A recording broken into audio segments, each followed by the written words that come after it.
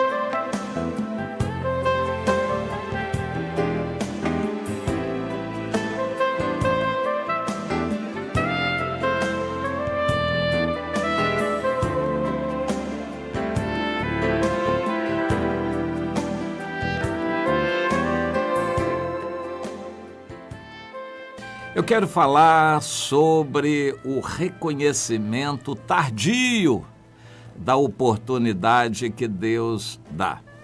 Pois é, nós só podemos entrar pela porta que Deus abre. Se você quiser entrar espiritualmente por uma porta que Deus não abriu, vai ser em vão. Você vai forçar, vai trazer problemas, não vai conseguir, vai ficar desanimado ou frustrado, vai despertar ira em outras pessoas, inveja, concorrência, pelo fato de você querer entrar por uma porta que Deus não abriu para você.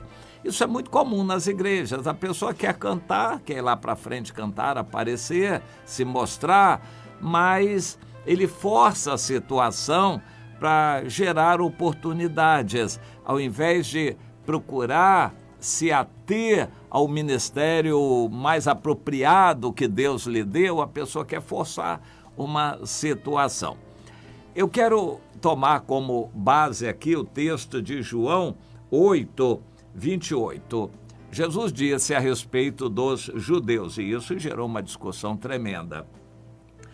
Quando vós levantardes o Filho do Homem, então sabereis que eu sou, e que nada faço por mim mesmo, mas falo como o Pai me enviou. E aquele que me enviou está sempre comigo, não me deixou só, porque eu faço sempre o que lhe agrada. Jesus quis aqui dizer da relação que ele tinha com o Pai, mas eles não aceitaram, eles ficaram irados. No final do capítulo, eles pegaram em pedras para atirarem em Jesus, mas Jesus se ocultou e saiu do templo.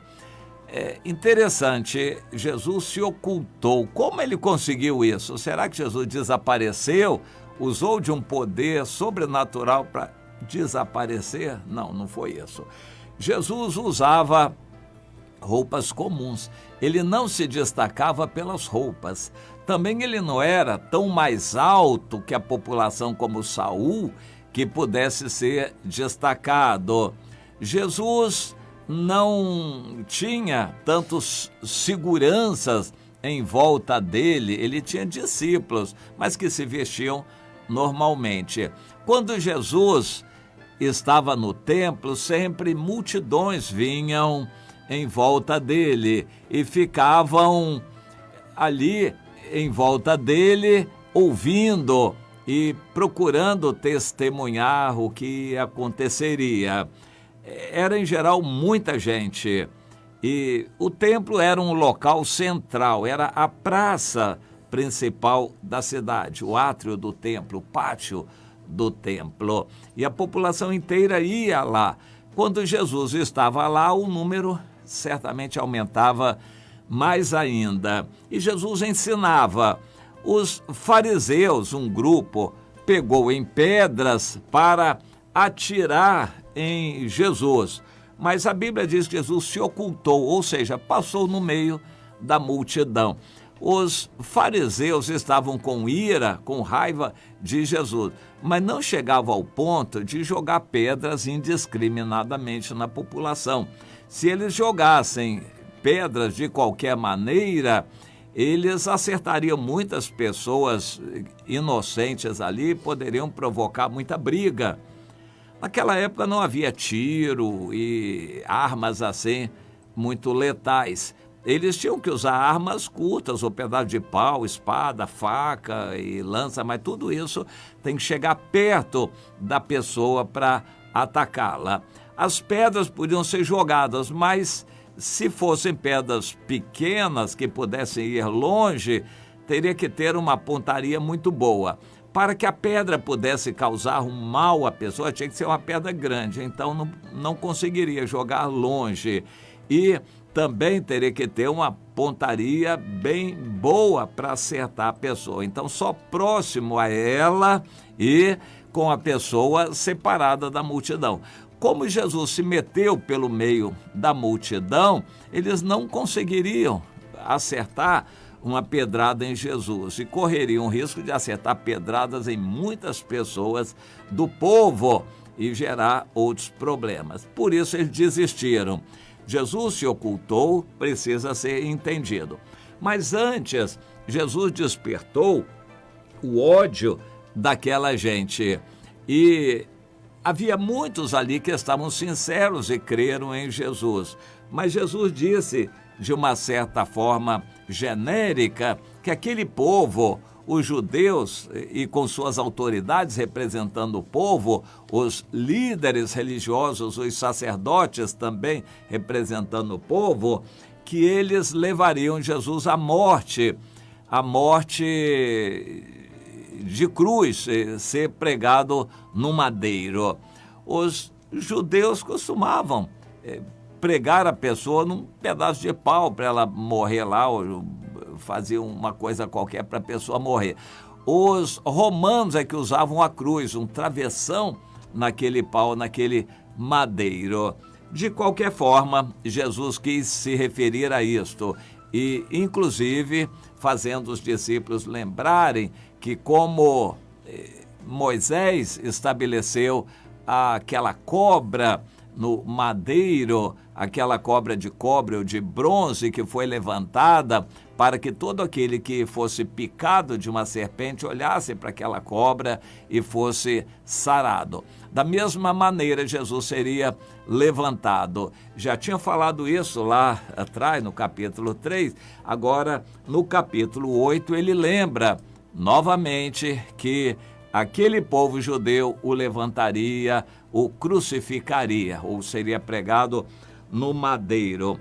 E então ele diz a respeito daquele episódio: quando isso acontecer, então vocês vão saber que eu sou e que nada faço por mim mesmo, tudo eu faço conforme o Pai me tem dado a fazer ou me ensinou a fazer. Mas aí vai ser tarde para vocês e vocês não vão poder voltar atrás. Quando vocês me levantarem, depois disso, por meio da ressurreição e de todos os sinais que vão seguir aqueles que creem, vocês vão saber que eu sou Deus. Eu sou. Mas aí já vai ser tarde para vocês. Mas agora vocês não estão crendo. A oportunidade é agora para vocês serem meus discípulos. Depois, a oportunidade pode passar. Eu quero, de certa forma, generalizar isso com relação a todo tipo de oportunidades que Deus nos dá. Quando você vê uma pessoa caída e pode fazer como bom samaritano, você não deve perder a oportunidade. Se você demorar muito, a pessoa foi embora. Você poderia ajudá-la ali mesmo, mas teria que tomar a decisão logo. Em geral é assim, quando uma pessoa passa por você e Deus desperta essa pessoa para ouvir o que você tem a dizer, o evangelho tem que ser proclamado logo, você tem que aproveitar a oportunidade e deixar outras prioridades de lado para dar atenção àquela pessoa. Se você planejar fazer isso depois, normalmente o depois não chegará. E você vai ver a oportunidade ir embora. Quando depois você vai chegar à conclusão de que perdeu a oportunidade, mas aí vai ser tarde demais. Que você fique com essa exortação no seu coração. Esteja disposto a remir o tempo, aproveitando as oportunidades. E lembre-se, os dias são maus. Nós temos um adversário que está sempre a nos observar. Se você perder agora ou deixar passar a oportunidade pensando que depois vai poder fazer isso, perdeu. O depois não haverá. O dia de Deus para nós se chama hoje. Eu quero focalizar isso. A Bíblia diz para a gente esperar em Deus.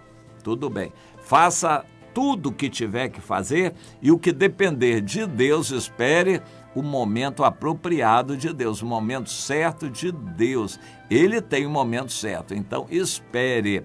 Mas quanto ao que você tem que fazer, não espere nada mais.